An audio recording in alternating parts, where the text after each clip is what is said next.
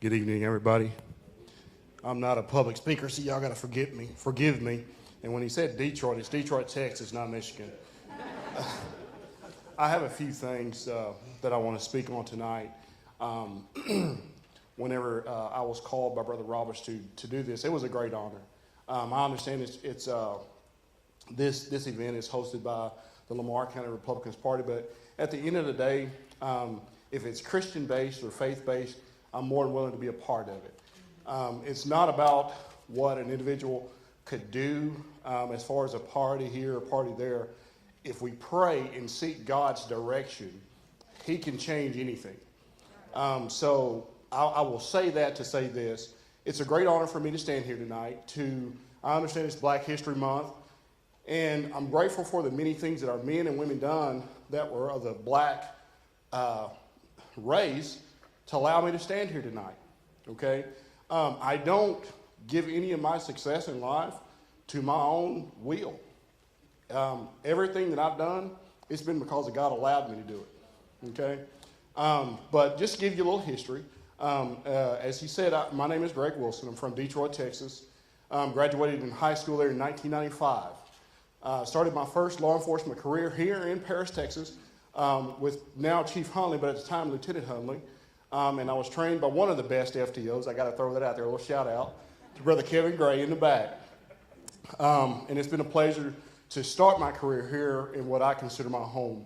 And it's good to come back home because some people can come from a place and they're not welcome back. So I'm grateful to be asked. Thank you, Brother Roberts, for the opportunity to come here. But tonight I kind of want to talk a little bit about today's public perception on law enforcement. It's because it's something near and dear to my heart, and it's something that I do and I face every day. I started out, like I said, as a city police officer back in '99. Did 3 years with Paris Police Department, and during those 3 years, we had to do a lot of various things as far as chasing calls, going to disturbances. People don't want you there until they want you there, if that makes sense. And then when you have to arrest a husband or a wife for not want to get along and they want to put hands on each other, they get mad at you. So when you have to go and put one in handcuffs, you're not the best person. So in many ways, law enforcement is looked upon as a bad person. In reality, I know that law enforcement is here to help, not to hurt. And I wish there was more people here tonight to kind of listen to what God has given me, because I kind of put law enforcement and clergy under the same hat, because we are looked upon as being in a glass house in many situations. We go out at times and have to watch what we say, how we say it, who we say it to, and God forbid you say one thing that's not to their liking or their earlobe, you're cast out. So we're human at the end of the day. Okay, yes, sir, yes, ma'am, we should be held above reproach. But at the end of the day, we're human. I heard a speaker say a while back, and I know I'm going to mess this up, but say, for instance, someone comes up and hits you real hard in the arm. You go to the doctor, and doctor says, I'm hurting in my arm. You don't ask the doctor to cut it off. You ask him to help you with the pain. You want him to ease the pain. So I say that in this sense of being in law enforcement. When people come to you, they're hurting. They're not asking you to take them out. They're not asking you to put them in jail. They're not asking you, they want you just to listen to what they have to say. And many times people don't think that they can come to a police officer and be heard. When I talk to most people, I try to get on their level, okay? My height may be taller, maybe lower. But at the end of the day, if they're sitting down, I want to sit down with them and kind of understand where they're coming from. I had an incident. Tell me your last name, sir. Parker. Mr. Parker. December 22nd, we were all involved in an incident here in Lamar County. Got a chance to meet him. I talked with Mr. Parker when we went to go get our police reports from the police department, and he said, my wife would be upset if she knew it was you and I didn't let her see you that night. Because my early years in law enforcement, Paris Police Department, I was involved in an incident, and she told me, she prayed for me. It's a good feeling to know as a police officer that people are willing to pray for you even though they don't know who you are.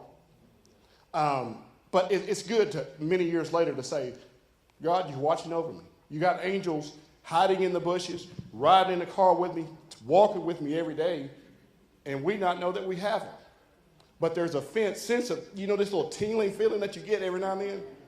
That's God telling us, hey, I'm with you. But I'm going to kind of get back to the text. I'll get to rambling. Y'all forgive me. I'm going to try to stick with my 15 minutes, okay? But like I said, law enforcement has changed in my 19 years of doing this. And the word of a law enforcement officer doesn't really mean anything anymore. If it's not captured on video, oh, God, he must be lying. There's got to be another side of this. I don't believe my child did that. Well, in all actuality, if you come to reality, your child did do it. Your husband did do it. But unless it's captured on video, they don't want to believe it. And it's caused law enforcement to change. As a DPS trooper, I never thought that DPS would go over to wearing body cameras. Body cameras are good. But in the same sense, if you don't turn a thing on or you do leave it on too long, you can be scrutinized for doing so. But I can tell you from a fact, in the heat of the moment, I'm not thinking about a camera. I'm not thinking about what someone's going to say to me. I'm thinking about surviving and doing what's right to protect that next person.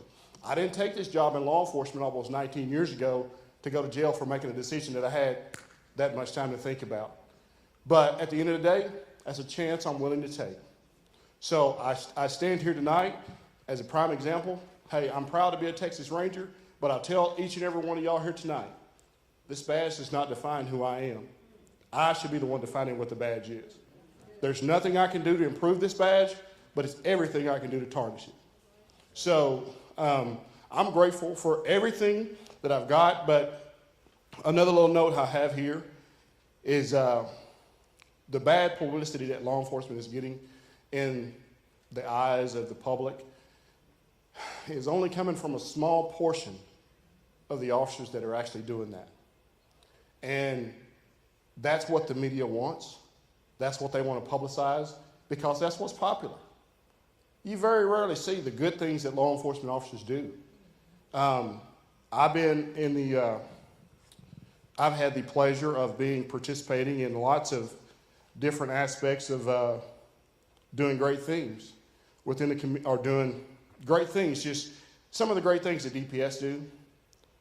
They are encouraging troopers now to go to sporting events, schools, churches, and all this is in uniform. Basically, what that's trying to do is rebuild the image between law enforcement and the citizens.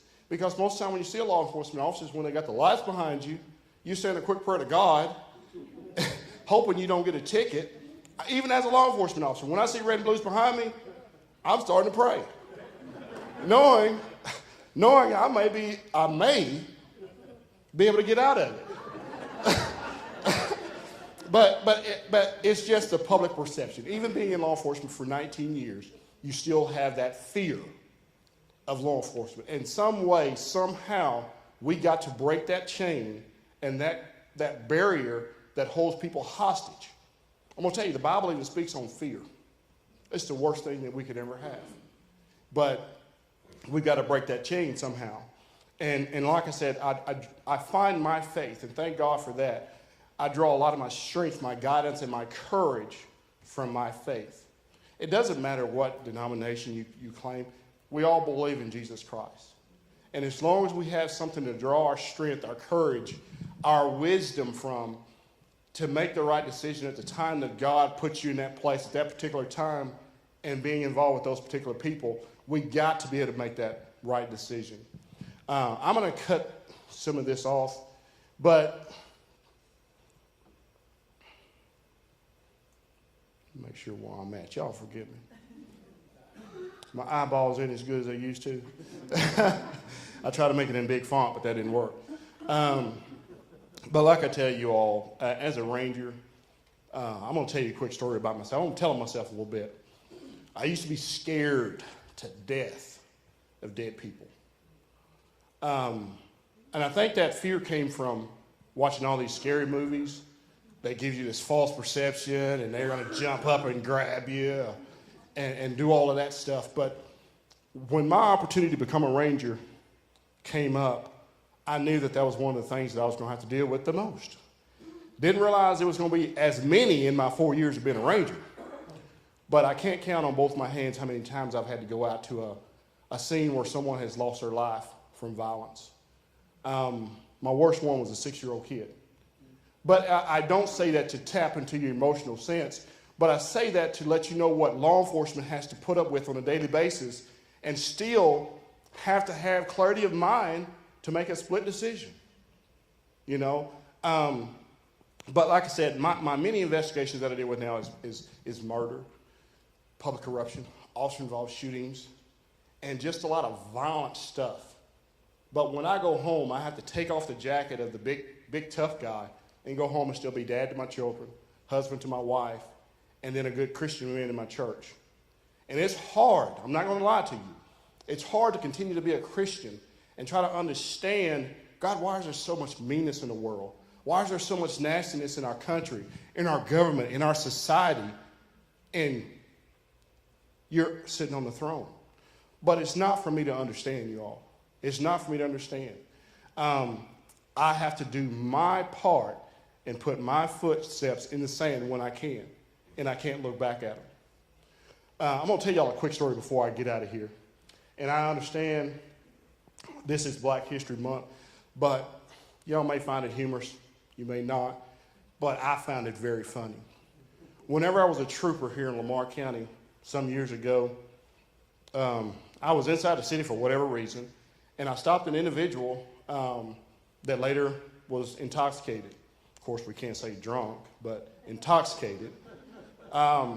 In dealing with this individual, we went through the little test and all the little stuff that you have to do for court. There again, has to play a movie. And after I put the individual in handcuffs, he got to be one of the biggest, toughest guys I ever seen in my life. And which he wasn't so when he wasn't in handcuffs. But I think what he was trying to do was entice me to put hands on him. I didn't put hands on him in a negative way, but he wanted to spit on me, and we're not doing that. So I had to kind of restrain him in that sense, but he had the nerve, and I'm not being racist or anything. He was a white individual, of course. He looks at me, and he said, "You're nothing but a white supremacist." And I stopped. I froze what I was doing. And I just looked at him in the passenger seat, and I said, "Obviously, you don't know what a white supremacist is."